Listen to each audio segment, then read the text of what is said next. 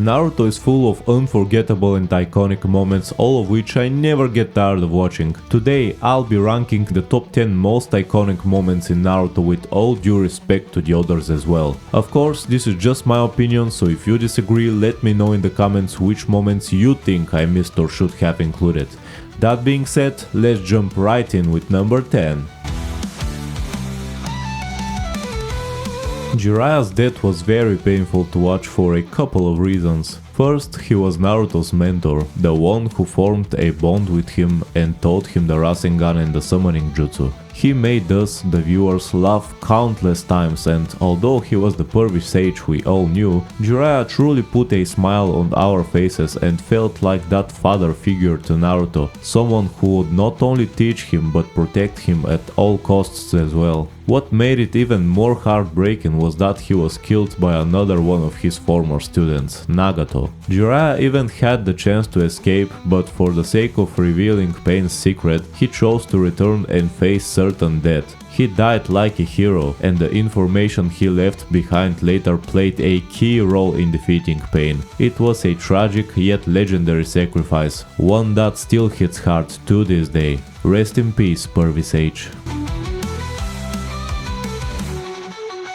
After Pain literally wiped out the Leaf village, everything seemed completely hopeless. Everyone tried to stop him, but it was in vain. The devastation was total and it looked like nothing could save the village. The only one left who could stand a chance against him was our hero Naruto, who up until now had been training Sage Mode at Mount Miyaboku, pushing himself to his absolute limits to prepare for this exact moment. And just when it seemed like all hope was lost, he arrived. Not only did he arrive, but he came back with Sage Mode fully mastered, radiating confidence and strength, and alongside him were his mighty summoning frogs ready to fight by his side. It was one of those goosebump-worthy entrances that reminded everyone that Naruto was no longer the loud-mouthed kid we met at the start. He was now the village's strongest hope.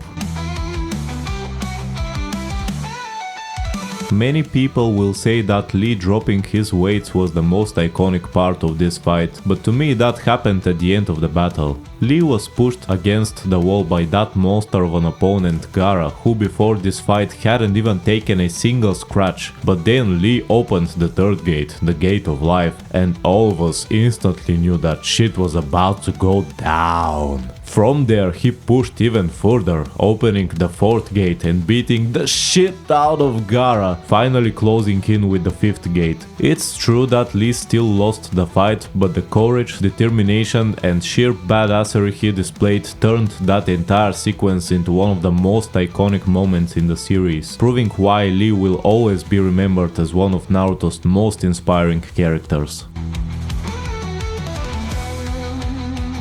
Honestly, the whole Sasuke vs Itachi fight is iconic, but if I have to pick a single moment from it, it's definitely when Sasuke used the sky itself to summon Kirin and blitz Itachi. Even though we had the chance to see Kirin earlier in Shippuden, back then Orochimaru was kind enough to stop Sasuke from using it so Team 7 could avoid certain death. Against Itachi, however, there was no better opponent to reveal such a devastating jutsu. When I first saw Kirin, it looked to me like an ancient sky dragon descending from the heavens, which is why it instantly reminded me of when the winged dragon of Ra stormed Joey during his duel with Merrick. And even though Itachi managed to tank it with his Susanoo, the sheer impact and the damage left behind showed just how little this technique was, making it one of Sasuke's most jaw-dropping moments.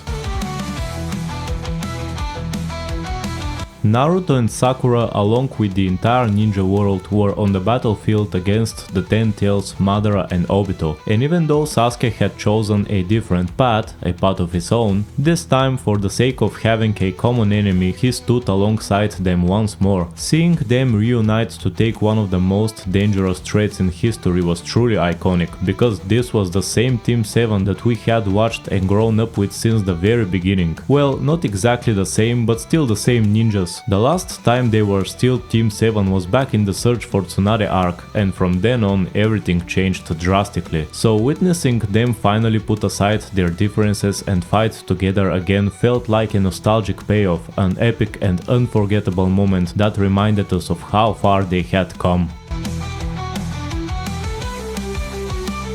Ah, the legendary Rasengan, the same technique that only the 4th Hokage and Jiraiya had been able to use up until this point. We saw Naruto's entire training process as he struggled to master it, and he even tried to use it twice before this moment, both times ending in failure. But against Kabuto he finally pulled it off, and not only that, since he couldn't perform the Rasengan properly on his own, he came up with his own unique method using a shadow clone to stabilize and assist him. On top of that, Naruto had promised Tsunade that he would master the jutsu within a week, and he proved his words true by completing it right before her eyes. In the name of the Lord himself. This is how you introduce a villain. Madara has been built up for so long, all the way back when we first saw his statue during Naruto and Sasuke's fight at the Valley of the End. And now, near the end of Shippuden, he finally returned to life to show us who the real boss was. This has to be the bravest ninja in history, but not a single one of them stood a chance. Madara didn't just defeat them, he utterly humiliated them, displaying a gap in power that was beyond comprehension. From his entrance, his calm demeanor, to the effortless way he crushed hundreds of shinobi, Madara's arrival instantly solidified him as one of the most terrifying and legendary villains in anime history.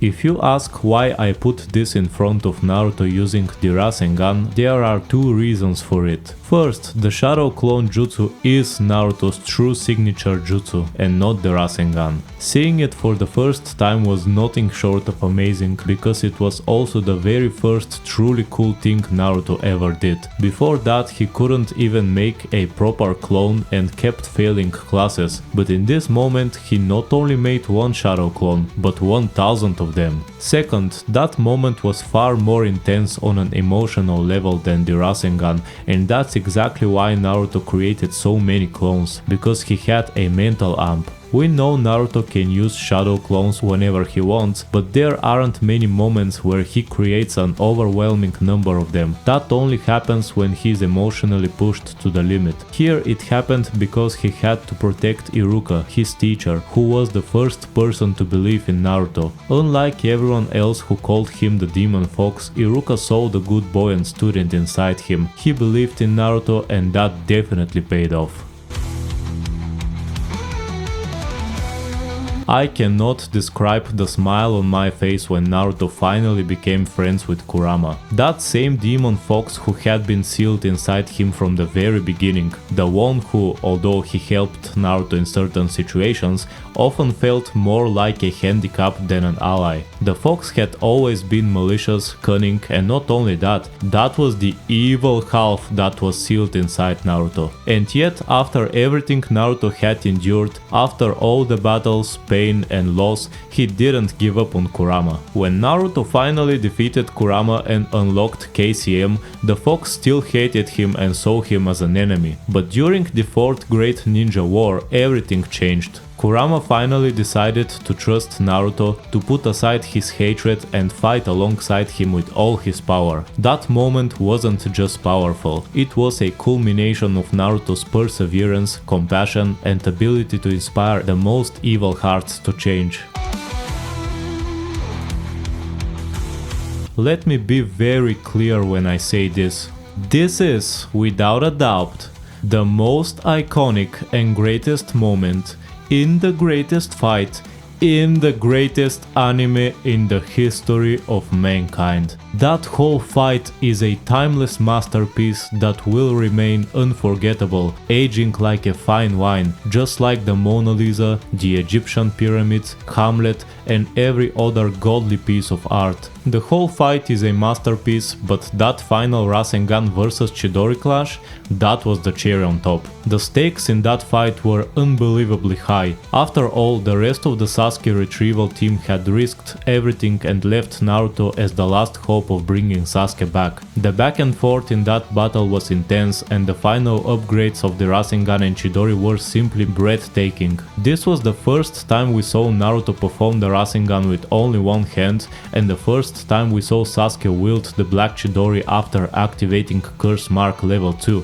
All of this happened in the same place where the legendary rivals Mother and Hashirama once fought, creating that massive purple sphere born from the sheer force of Naruto and Sasuke's clash. Then the emotional moment. Naruto and Sasuke locking eyes, faces filled with sorrow, Naruto silently pleading, "Please don't go, we are friends, come back to Konoha with us." And Sasuke responding, "I'm sorry Naruto, but I have to go. I have to gain power to defeat Itachi, even if it means descending into the deepest darkness." And then that final panel, them grabbing their fingers. Nah man, nah, this is art, this is incredible. That is the true definition of art. That is the most emotional, heart-wrenching moment that will stay with us the fans forever. I hope you liked this video, and if you did, don't forget to like, subscribe, comment and ring that notification bell so you don't miss what's coming next. Thanks for watching and I'll see you in the next one.